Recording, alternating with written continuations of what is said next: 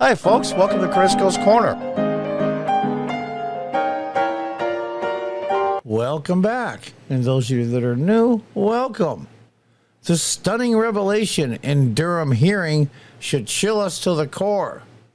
What Americans heard in the hallowed halls of the Capitol should chill them to the core. Now, as you see from the thumbnail, I put the Constitution of the United States in the toilet bowl. And I'll do the sound effect now because that's what I think is happening to our Constitution.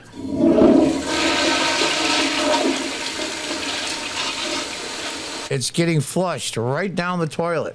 Question: why is an elderly woman who has cancer in a Washington, D.C. jail for just walking in the Capitol and taking selfies, yet none of the FBI agents that put together information knowing it wasn't true to a FISA court lied repeatedly, and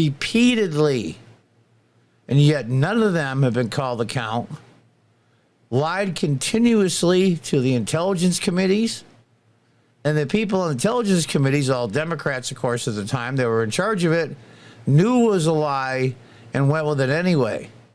Why aren't any of these people in jail? And why is an elderly woman with cancer sitting there who did nothing but take a couple of selfies? I'm as mad as hell, and I'm not going to take this anymore! Our Constitution is in its biggest threat since the American Civil War. There's no question now. We could debate back and forth and have these intellectual conversations about when our Constitution had its biggest threat and blah, blah, blah. But now it is here.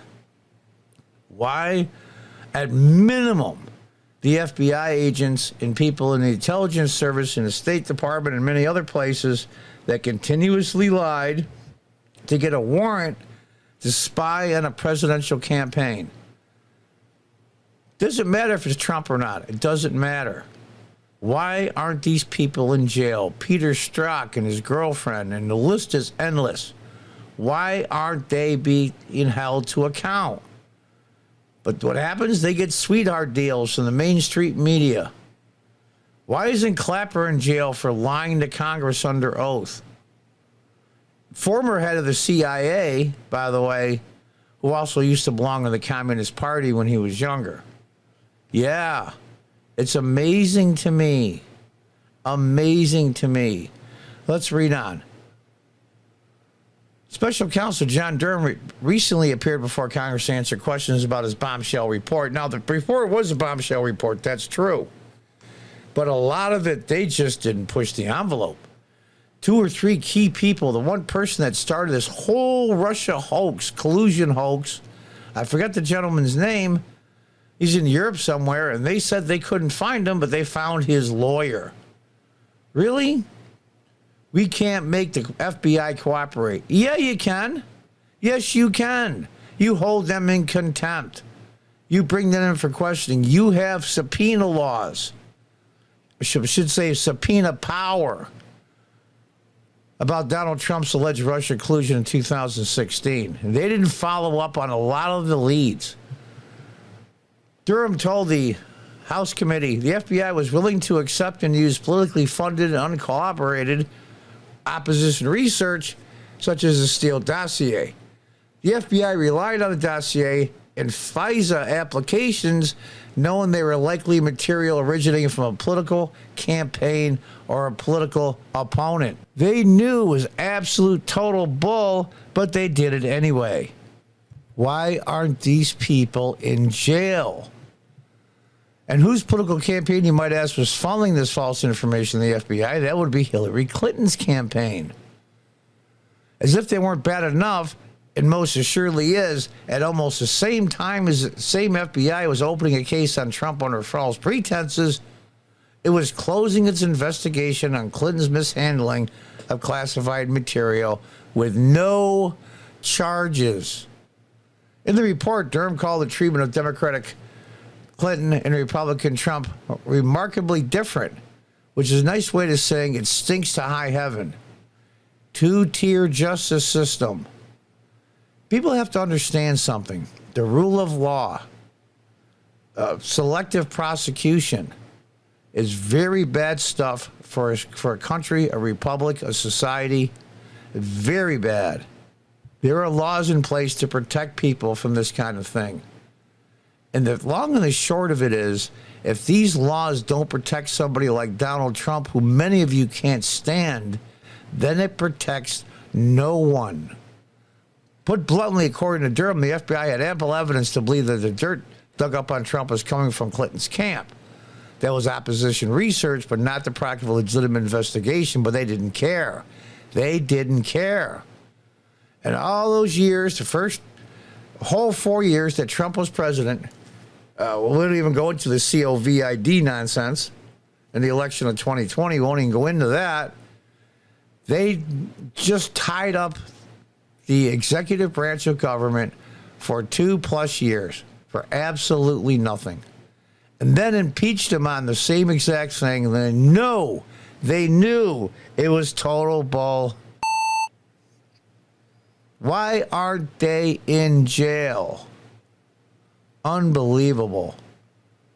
Democrats in the committee who have no curiosity whatsoever about the Durham report, even though the FBI itself admits wrongdoing and says it has made corrections, spent the morning berating and insulting the witnesses. That's the key. When they start going after you personally, then instead of what you're saying, then you're right. Durham was called a political hack, and one Democrat lawmaker suggested his reputation had been sullied by allegedly helping Trump. No, it's not about Trump. Don't these morons get it? It's about upholding the rule of law. To which an unbowed special counsel replied, I love this guy's answer, even though I think he didn't go far enough. My concern about my reputation is with the people who I respect and my family and my Lord. And I'm perfectly comfortable with my reputation with them. Yeah, absolutely. Give that one a round of applause. Even though I think he held up short on purpose. He didn't push the envelope and subpoenaing witnesses and getting to the truth. Why didn't they get at the fact that they lied on FISA warrant for the FISA courts, the secret courts? You remember the Patriot Act? It's amazing to me. Those people that lied to the court, that lied to a judge, that swore at a deposition, all lied and they knew it, and not one of them has been called to account, i.e. go to jail. Do not pass go. Do not collect 200. What makes Durham's discovery so damning, both in the report and in his testimony, is that the very same Department of Justice he so deeply criticizes for playing politics is not just once again investigating Trump as he runs for president, but indicting him this time. See, they couldn't get him on accusations. They couldn't get him on 2 false impeachments. They tied up his presidency for 4 years with this nonsense and being pounded relentlessly.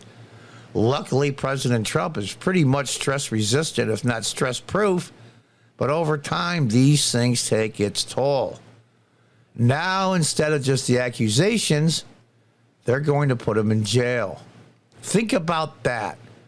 Durham has proven that the Russian collusion investigation against Trump in 2016 was poorly predicated and politically motivated. Why would any American have the slightest bit of faith that anything has changed? Maybe if Democrats took this matter remotely seriously, if they were able to admit the wrongdoing as the FBI has done, because they didn't change anything, nobody got fired, nobody lost their pension, except for the whistleblowers, of course, whose lives were ruined by the FBI, then we can start to rebuild faith in these institutions. But instead, committee Democrats ignored it and amazingly used their time to continue this farcical harping about Trump and Russia. As committee chairman Jim Jordan put it, 60% of Americans now believe there's a double standard in the Justice Department. You know why they believe that? Because there is. This has got to change. Hear, hear, he said. I have no faith that they will change. The only reason why they say that they're sorry is because they got caught. It's like your kid when he does something and he says, oh, I'm sorry. You're not sorry when a kid appears before a judge for breaking into somebody's house. You're not sorry you broke in the house. You're sorry you got caught. It's really that simple. There are so many people that should be prosecuted for lying just to FISA courts alone.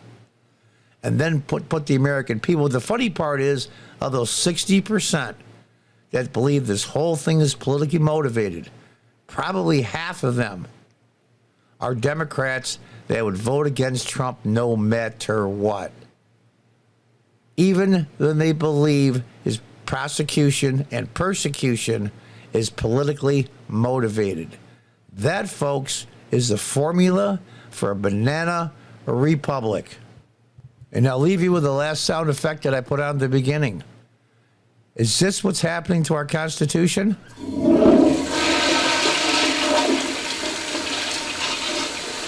The world is watching, and so are the American people. Until next time, goodbye and good luck.